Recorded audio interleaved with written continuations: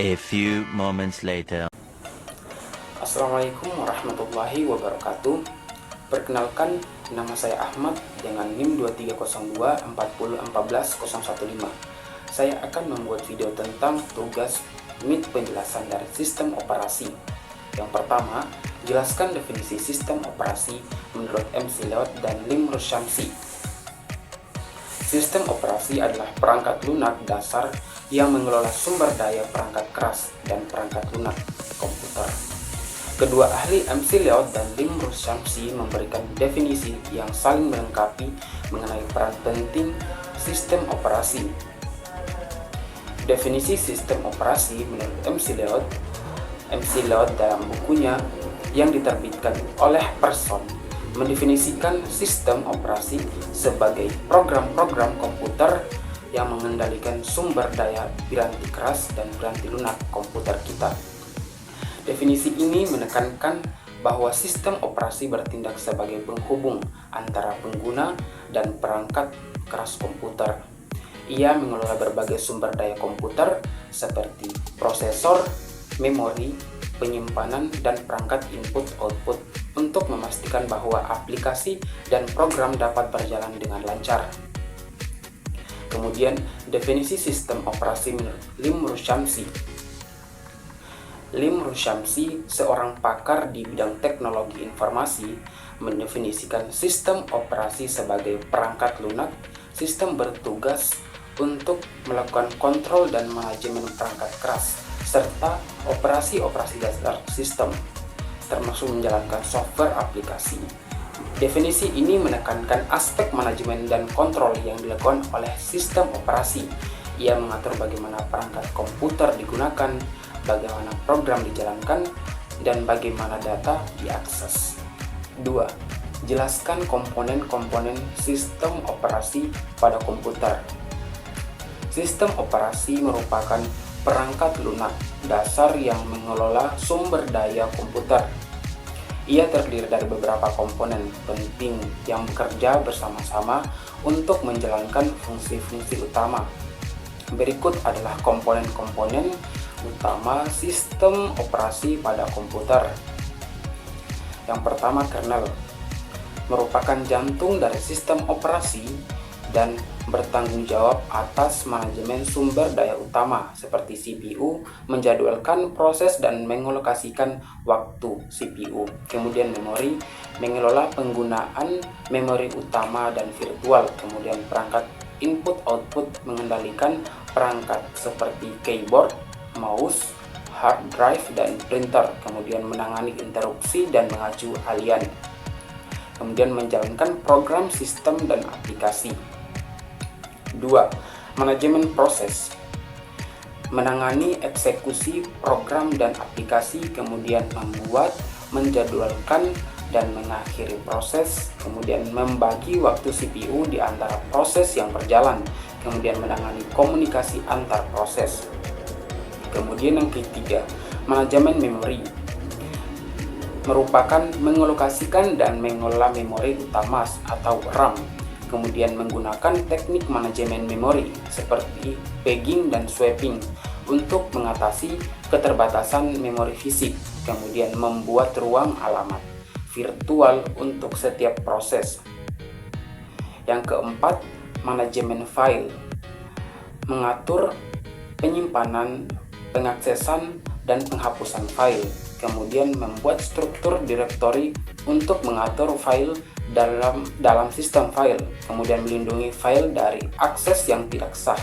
Kemudian yang kelima, sistem file merupakan struktur data yang mengatur bagaimana informasi disimpan dan diorganisir pada perangkat penyimpanan, kemudian menyediakan mekanisme untuk menyimpan, mengakses, dan menghapus file. Kemudian yang keenam, manajemen perangkat merupakan mengendalikan perangkat periferal yang terhubung ke komputer, kemudian memberikan antarmuka standar untuk berinteraksi dengan perangkat, kemudian menangani aliran data antara perangkat dan sistem operasi. Kemudian 7. Sistem jaringan yaitu memfasilitasi komunikasi antar komputer dalam jaringan, kemudian menyediakan protokol jaringan seperti TCP atau IP, kemudian memungkinkan berbagai sumber daya seperti printer dan file. Kemudian 8, antarmuka pengguna atau user interface merupakan menyediakan cara bagi pengguna untuk berinteraksi dengan sistem operasi. Ada dua jenis antarmuka atau interface. Yang pertama, antarmuka baris perintah atau Command Line Interface atau CLI, berinteraksi melalui perintah teks. Kemudian antarmuka grafis, Graphical User Interface atau GUI, berinteraksi melakukan icon menu dan jendela. Kemudian 9, keamanan, merupakan melindungi sistem operasi data pengguna dari akses yang tidak sah. Kemudian menyediakan mekanisme autentikasi dan otorisasi, kemudian mencegah serangan malware dan virus. Kemudian 10, sistem utilitas, merupakan program tambahan yang permudah pengelolaan sistem operasi, contohnya disk defragmenter task, kemudian task manager dan sistem monitor. Kemudian nomor 3, jelaskan definisi sistem proteksi pada komponen sistem. Sistem proteksi pada komputer merupakan mekanisme keamanan yang dirancang untuk melindungi sumber daya sistem dari akses yang tidak sah dan perilaku berbahaya. Sistem proteksi bertujuan untuk menjaga integritas, kerahasiaan, dan ketersediaan data dan sistem. Berikut adalah penjelasan mengenai sistem proteksi pada komponen sistem. Tujuan sistem proteksi. Yang pertama, integritas, menjaga data dan sistem agar tetap akurat dan tidak dimodifikasi secara tidak sah. Kemudian kerahasiaan, yaitu memastikan bahwa data sensitif hanya dapat diakses oleh pihak yang berwenang. Kemudian ketersediaan, memastikan bahwa sistem dan data dapat diakses dan digunakan oleh pengguna yang sah tanpa gangguan atau penolakan layanan. Kemudian komponen sistem proteksi. Yang pertama, autentikasi, memastikan bahwa pengguna yang mengakses sistem adalah orang yang benar. Ini bisa dilakukan melalui kata sandi, biometrik, atau faktor autentikasi lainnya. Kemudian otorisasi, menentukan hak akses pengguna terhadap sumber daya sistem. Ini bisa meliputi membaca, menulis, atau menjalankan file tertentu, atau mengakses perangkat keras tertentu. Kemudian kontrol akses, merupakan menerapkan aturan yang mengatur akses ke sumber daya sistem. Ini bisa berupa kontrol berbasis peran, di mana hak akses diberikan berdasarkan peran pengguna, atau kontrol berbasis objek, di mana hak akses diberikan berdasarkan objek yang diakses. Kemudian audit, mencatat aktivitas pengguna dan sistem untuk tujuan pelacakan dan analisis. Ini membantu dalam mendeteksi aktivitas mencurigakan dan melacak pelanggaran keamanan. Kemudian firewall, mencegah akses yang tidak sah ke jaringan komputer. Firewall memeriksa lalu lintas jaringan dan memblokir lalu lintas yang tidak sah. Kemudian antivirus, merupakan mendeteksi dan menghapus malware dari sistem antivirus. Menggunakan berbagai teknik untuk mendeteksi malware, termaksud pemindaian tanda tangan malware dan analisis perilaku. Kemudian sistem deteksi intrusi atau IDS, mendeteksi aktivitas berbahaya di dalam sistem dan jaringan. IDS membantu lalu lintas jaringan dan aktivitas sistem untuk mendeteksi pola yang mencurigakan. Kemudian enkripsi, mengubah data dalam bentuk yang tidak dapat dibaca tanpa kunci deskripsi yang tepat. Enkripsi digunakan untuk melindungi data sensitif selama penyimpanan dan transmisi. Contohnya, penerapan sistem proteksi. Yang pertama, sistem operasi, kemudian database, kemudian aplikasi web. Nomor 4, jelaskan apa itu manajemen input-output. Manajemen input-output merupakan salah satu bagian penting dari sistem operasi yang bertanggung jawab untuk mengelola komunikasi antar CPU dan perangkat periferal. Perangkat periferal meliputi perangkat input seperti keyboard, mouse, dan scanner, serta perangkat output seperti monitor, printer, dan speaker. Fungsi utama manajemen input-output. Yang pertama, menerima permintaan input-output. Manajemen input-output menerima permintaan dari CPU untuk mengakses perangkat periferal. Permintaan ini dapat berupa permintaan membaca data dari perangkat input atau permintaan menulis data ke perangkat output. 2. Mengelola antrian permintaan. Permintaan input-output dari berbagai proses dapat datang secara bersamaan. Manajemen input-output mengatur permintaan ini dan memprioritaskannya berdasarkan kebutuhan. 3. Mengelola alokasi perangkat. Manajemen input-output mengalokasikan perangkat periferal ke proses yang membutuhkannya. Ini memastikan bahwa setiap proses memiliki akses ke perangkat yang diperlukan. Kemudian 4. Mengelola transfer data. Kemudian manajemen input-output mengendalikan transfer data antara CPU dan perangkat periferal. Ini termasuk format data, kecepatan transfer, dan penanganan kesalahan. 5. Menangani interupsi. Manajemen input-output menangani interupsi dari perangkat periferal. Interupsi terjadi ketika perangkat periferal selesai melakukan operasi atau mengalami kesalahan. Manajemen input-output menginformasikan CPU tentang interupsi dan mengelola tanggapan terhadapnya. Teknik dalam manajemen input-output.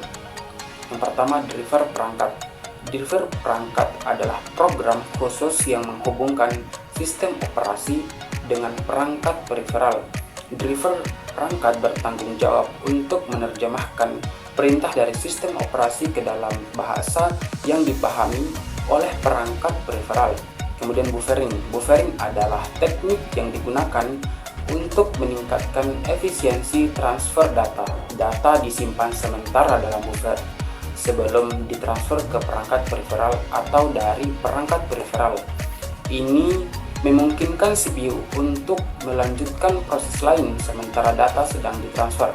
Kemudian caching. Caching adalah teknik yang digunakan untuk menyimpan data yang sering diakses di lokasi yang lebih cepat seperti memori cache.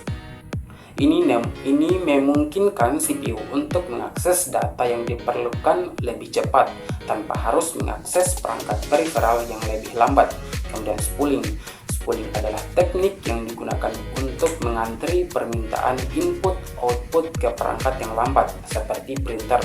Permintaan input-output disimpan di ruang tunggu atau spooler dan diproses secara bergantian sehingga CPU dapat melanjutkan proses lain. Kemudian manfaat manajemen input-output. Yang pertama, meningkatkan efisiensi, kemudian meningkatkan keandalan, dan meningkatkan keamanan. Kemudian 5. Jelaskan perbedaan penjadwalan CPU dan algoritma penjadwalan CPU. Penjadwalan CPU dan algoritma penjadwalan CPU adalah dua konsep yang saling terkait, namun memiliki perbedaan yang jelas. Penjadwalan CPU adalah proses memilih proses mana yang akan diberikan waktu CPU berikutnya.